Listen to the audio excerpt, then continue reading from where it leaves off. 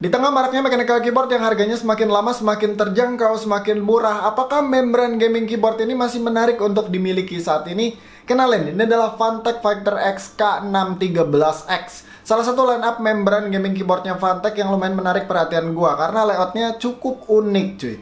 Balik lagi ke pertanyaan tadi, apakah masih menarik untuk dimiliki saat ini? Kita langsung mulai aja reviewnya.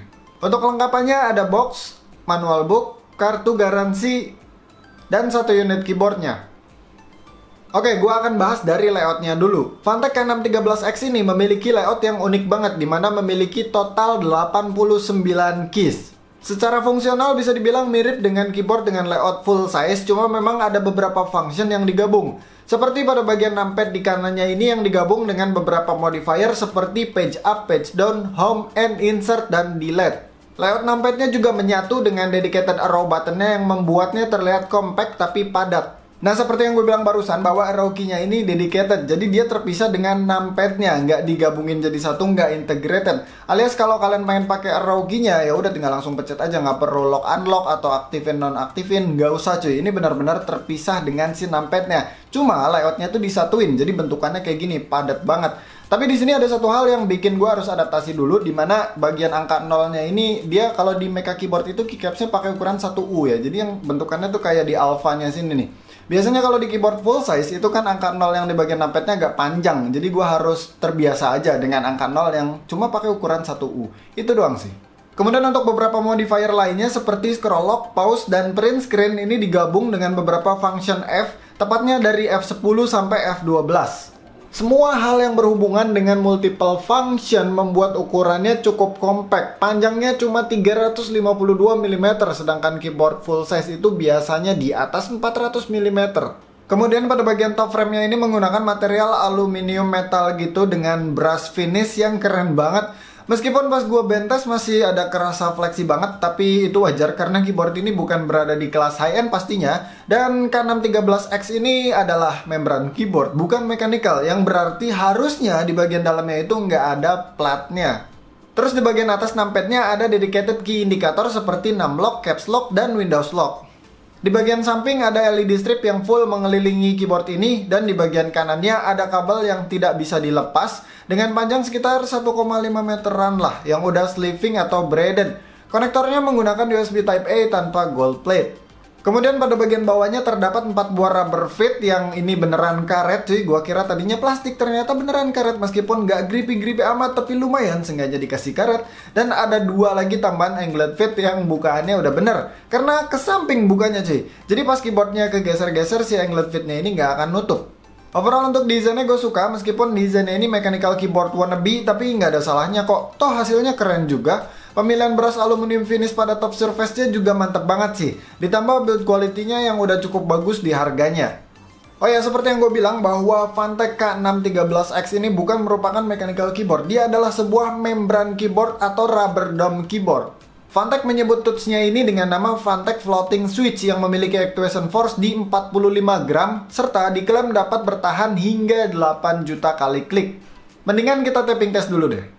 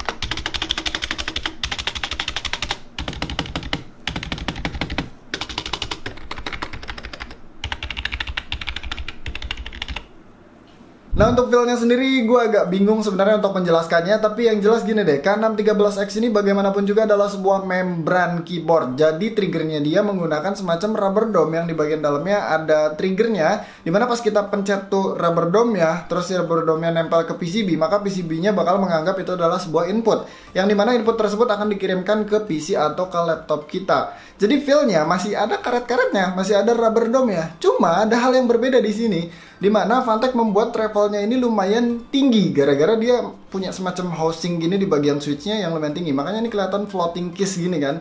Nah, si karakternya ini ada bumpnya cuy, ada hambatannya. Dan untuk porsinya menurut gue gini, pre-travelnya itu tipis banget, jadi pas kita pencet itu langsung ketemu sama bumpnya, dan bumpnya ini agak panjang. Abis itu untuk di pasca travelnya itu lumayan tipis juga, jadi ya feel-nya oke sih, ada bumpnya gitu loh, ngasih travel yang lumayan jauh juga dibandingin sama membran keyboard ya. Taruhlah keyboard kantoran gitu, itu feel-nya beda gitu loh. Tapi nggak bisa disamain juga dengan feel-nya mechanical keyboard, karena bagaimanapun juga tetap beda sih.